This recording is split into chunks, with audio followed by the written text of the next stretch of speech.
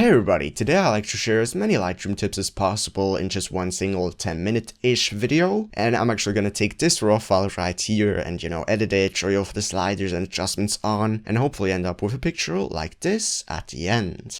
And this video was made possible by Editor's Keys. They have Lightroom and Photoshop keyboards that are backlit and actually have the shortcuts of the programs printed on the keys themselves to help you with faster editing. Check them out at the link in the video description below.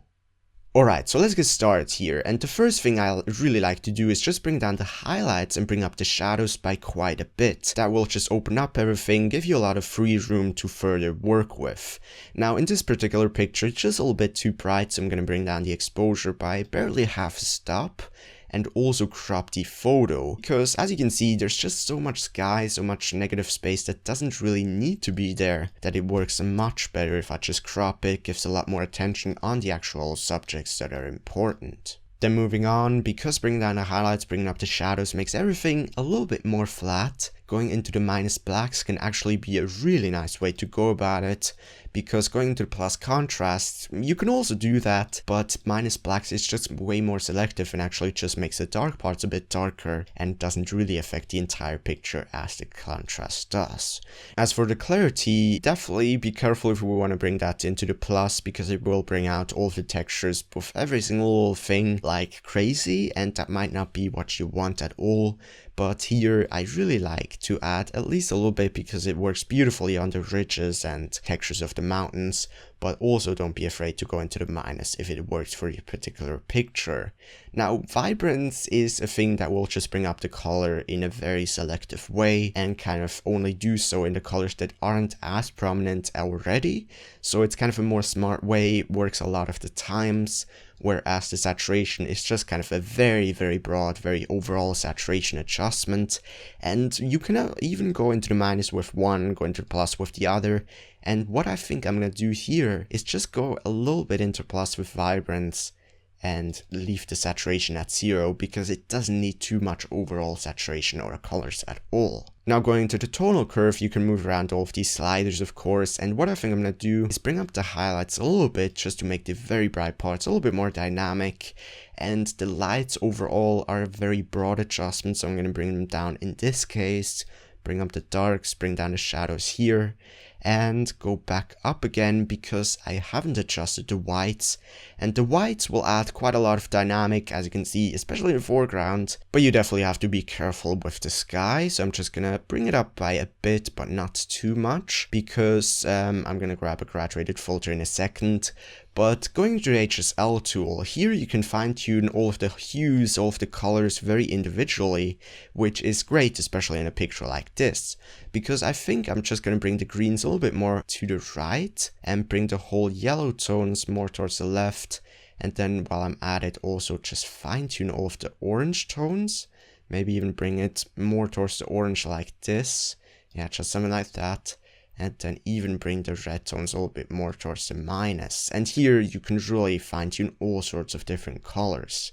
Now saturation does the exact same thing, of course, just adjust the individual saturation of a color itself. And again, I really don't want to go too far into either saturation here, so I'm going to make sure that it's not too much.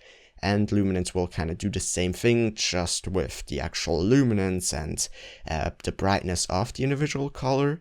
So it can work quite well to add maybe a little bit more if it's too dark, or just add a little bit more punch, or even decrease it if it's too much.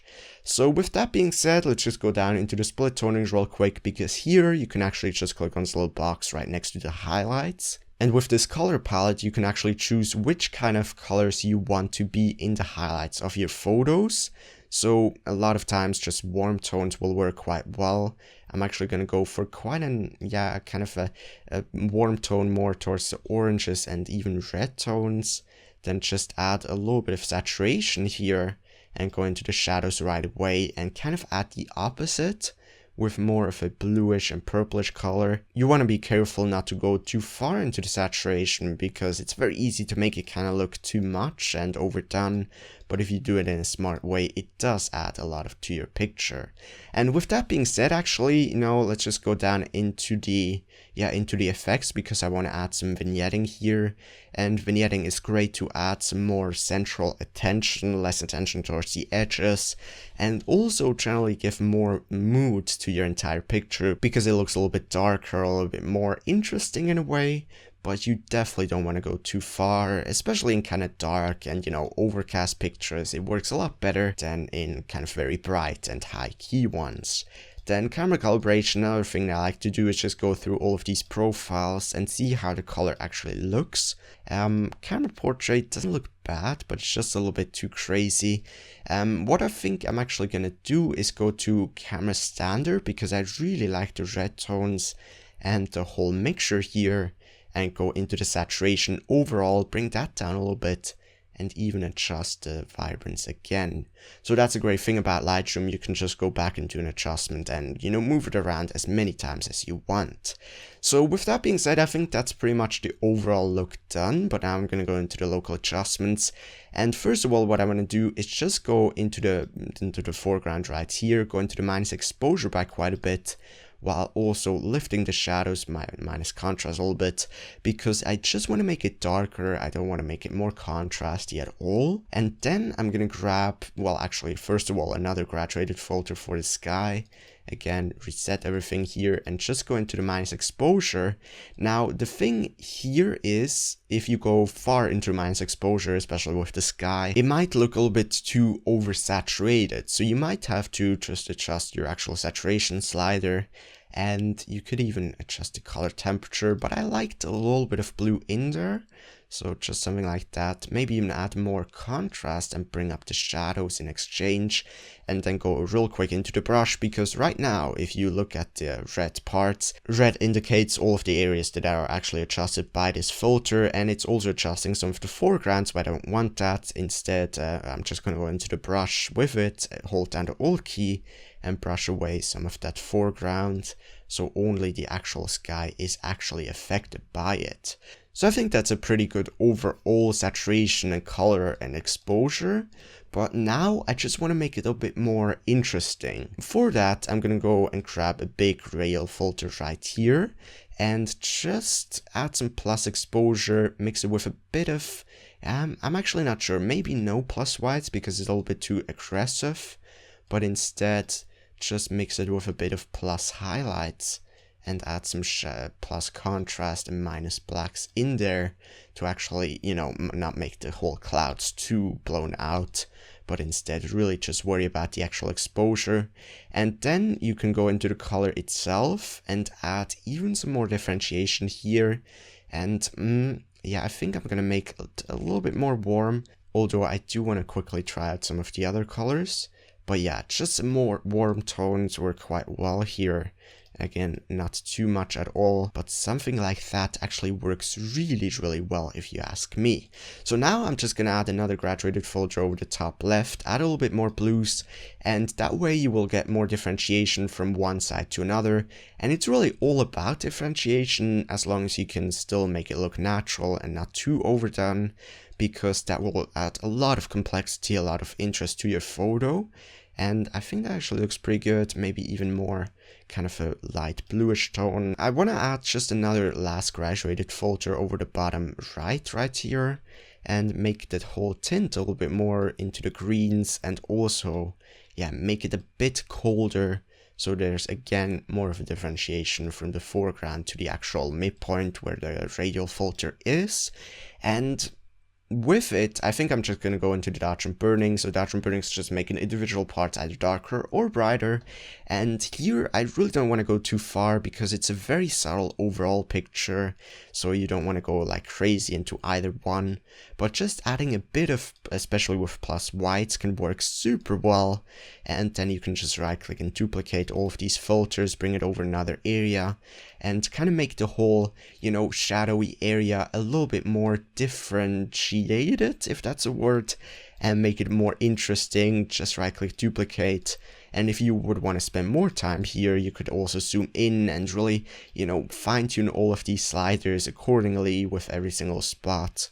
But here I'm really going to do it rather quick and just kind of do it, yeah, in a very fast-paced way. Although I think it still looks pretty good, even though I'm not spending that much time here.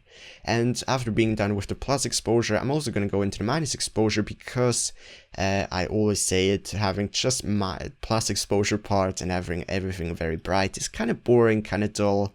So having some minus exposure parts and portions in there can really help with the overall interest again, and complexity and contrast. It's a very unique kind of contrast, but if you actually make it work, it can look so good. And yeah, I think that looks pretty good. What I want to do real quick is just add another graduated filter, or sorry, radial filter with more warm tones right here. So let's just do that right here. Make sure the actual size is not too big, but just something like that. And then even grab another radial filter right here. Radial filters are really great to fine-tune all of the colors and local, adjustments. And then go into kind of a different blue hue over the top right. More of a dark and kind of purplish hue, just something like that. And then grab another radial filter over here and do nothing with the exposure, but instead just make it a little bit more light blue, like this right here. And even add a little bit more tint into the magenta. And I think, yeah, maybe just a bit more plus whites. Then I'm just going to right click and duplicate that. And also keep the plus whites here, but make the whole blue tones a little bit darker. And I think that's pretty much where I'm going to stop. I just want to add another radial filter real quick over this part right here. And here just go into the blue tones as well, because again, I want to have that differentiation from blue tones to warm tones, and by adding some color itself over to some area, it really works great. So now, as a very last thing, I'm gonna go and add some more minus exposure over the foreground, but after that, I'm actually gonna say that I'm done here. And I know this could be a lot different. My goal with this picture was not to go too crazy into the exposure or saturation or anything, but rather, this is the raw file, but rather go into a kind of mysterious and dramatic overall look that is not too overdone. So I think, at least personally, I really like this look at the end. Of course, you can always edit stuff differently. The main goal of this video was just to show you how you can use different colors and different exposures in a photo and mix them together to ultimately get a better, just a more dynamic and better picture at the end. And even if that's not your editing style at all, I do hope you still find it helpful, at least partly. But I do want to take another moment to thank Editor's Keys for making this video possible. They have backlit Lightroom and Photoshop keyboards, and even for Premiere and InDesign and Final Cut and all sorts of different keyboards as well. But the main thing, of course, is that they actually have the shortcuts of the functions in a program printed on the keys themselves. So if you don't want to remember like 50 different keyboard shortcuts, or if you just want to speed up your workflow and not click every single little thing, then having something like that is a real time saver. If you don't want to buy an entirely new keyboard, then you can just get an overlay for your laptop, for example. It's of course a lot easier to travel with and does kind of the same thing. If you're interested and want to go to their website to have a browse, then check out the link in the video description below. But other than that, I want to thank you very much for watching this video and keep on editing great pictures. Bye guys.